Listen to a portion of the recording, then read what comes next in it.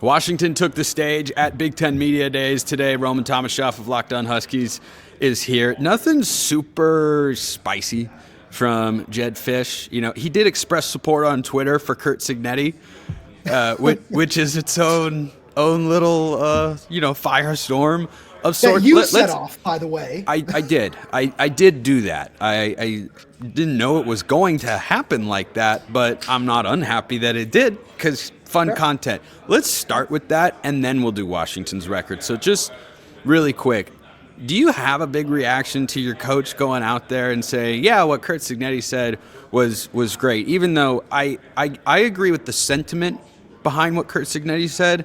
I don't think he laid it out very well.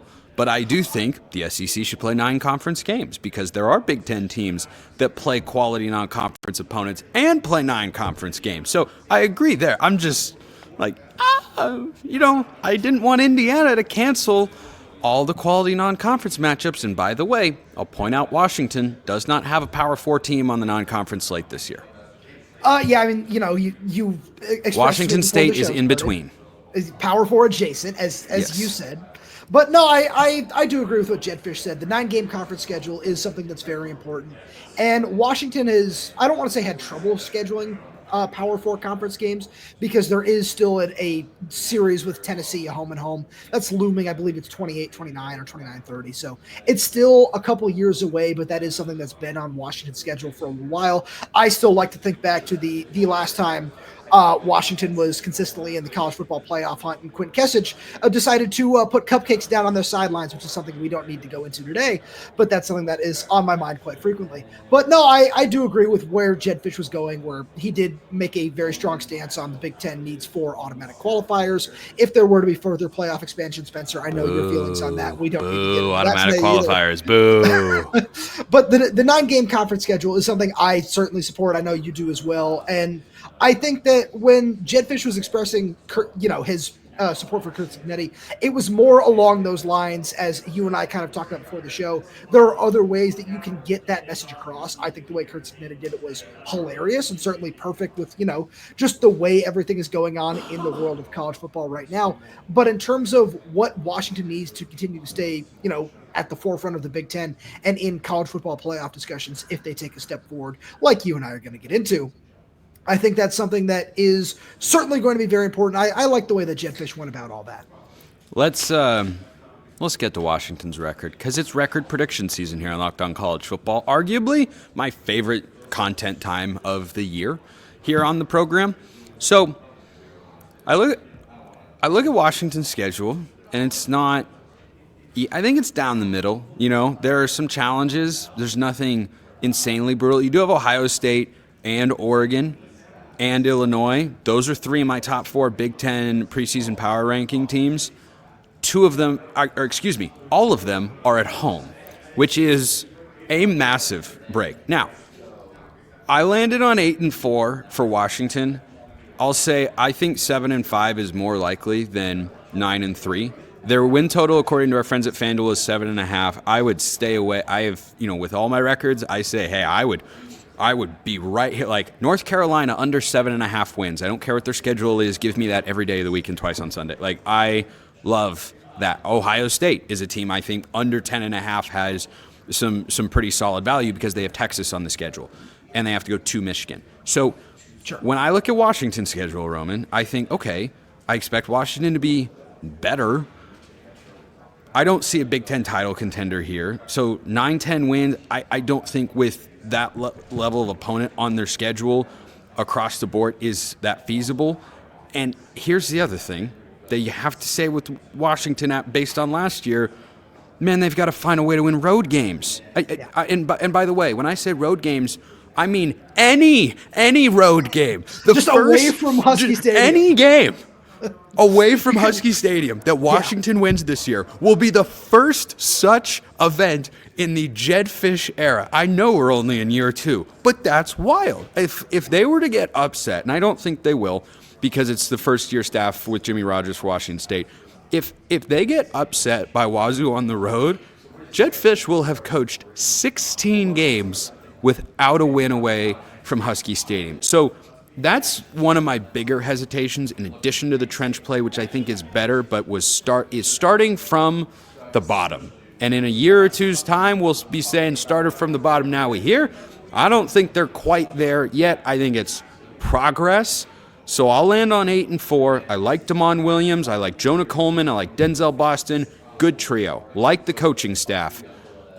Don't yet trust everything. So I land 8-4. So I'm at 9-3, and I'm really mad at myself. I was trying to work a "not like us" kind of reference in there. Didn't really find a good way to do that. So that's that's a big good. knock on Thank me. you. But it's something where I look at the schedule and I just think it does shape up really well for Washington. I think they upset Illinois at home. That's one of my. I do too. I think that's, as you said before the program, you have Illinois going 10-2 this season. So that will in some cases be considered an upset. I'm very curious to see how Washington gets to that point in the schedule where that's late October. But I look at the road matchups as a whole. You talked about Washington State.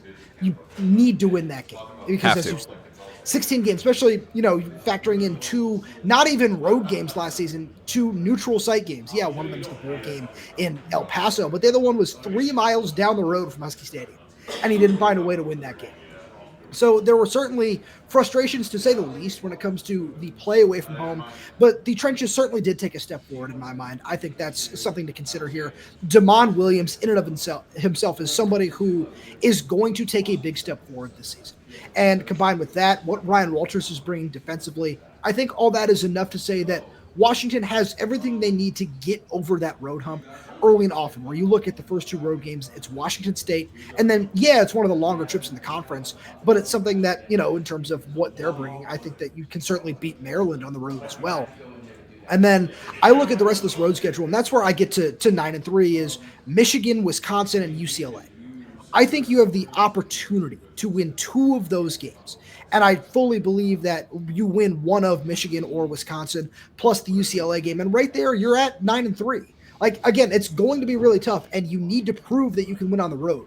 But with all the upgrades you made, especially along the defensive line, where that was the ugliest part of so many of those road losses last year. Spencer, as you well know, as neutral arbiter of college football. That is Indiana, me. That is what they call me. That is who you are. At Indiana, at Iowa, at Penn State, at Oregon. What did all those games have in common? No, Rutgers I'm excluding from this. Rutgers was its own kind of mess, but the common theme was that Washington got pushed around. I mean, Caleb Johnson, the play that summed it up, I think, best, unfortunately, for the Huskies last year was before the half, Washington is on defense, and Iowa's just trying to run out the clock, basically. They hand it to Caleb Johnson. Oh, look, like a 40-yard run, and they kick a field goal before the half. Yep. And that was, I remember watching that going, I don't even know why Iowa was handing the ball off, but now I know. Right. But that play, I think, what was emblematic. Like, I feel like, and correct me if I'm wrong, I feel like the offensive line is going to make a bigger stride than the defensive line for Washington this year. I think it's going to be fairly similar, because I look at the offensive line, and it's something where right now, like the more I look into it, the more I see a potential 8 or 9 man rotation in the group, which is great because you didn't have that last season. There was just so much inexperience. There are so many health problems in the group as well. But I think that both groups are going to take a similar step. I like where you're going when you talk about the Iowa game. The thing that I reference when I think about why I think it's going to be a little bit easier for Washington to win on the road this season is I think about the Indiana game, and I'm pretty sure there were 3 or 4 drives that were at least 12 plays because you couldn't get stops on third down, and they were all 3rd and 2, 3rd and 3, 3rd and 4, and Indiana could just hand the ball off and get 5-6 yards every time. And that's something where I look at the defensive line in particular, and why I think it's so even is you added so many experienced guys to that unit that have just played so much college football. Ontario Thompson has experience at Iowa. Taitai Uyunglele has been really good over his career at Arizona.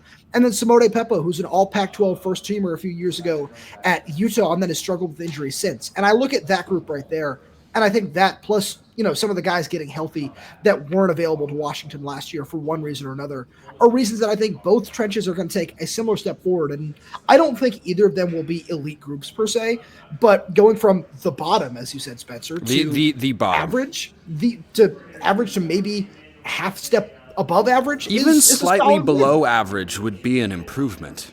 Sure, but I think it's going to be a little bit more than that.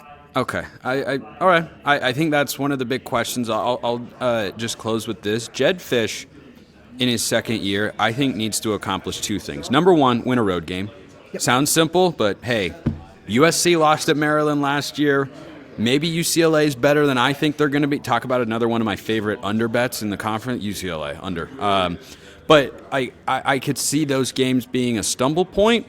I don't think they are going to be. Jedd Fisch's got to win a road game. The second thing, and it's not so much a need, but boy, I think it would do a lot to endear him to the Washington donors and fans. Win one of those marquee home games. Or Oregon, of course, would be the ideal one, as always, because of the rivalry factor. But Oregon, Illinois, and I think they can upset Illinois, and it would be an upset. Illinois should be favored in that game. Oregon, Illinois, Ohio State. If you can win one of those games and be 500 on the road, I think that'd be a really, really good year for the Huskies this fall. We'll just have to wait and see how that all plays out. Roman Tomashoff, Locked On Huskies, great as always, my man. I appreciate everyone listening. I will see you next time, and until then, hope you all have a wonderful rest of your day.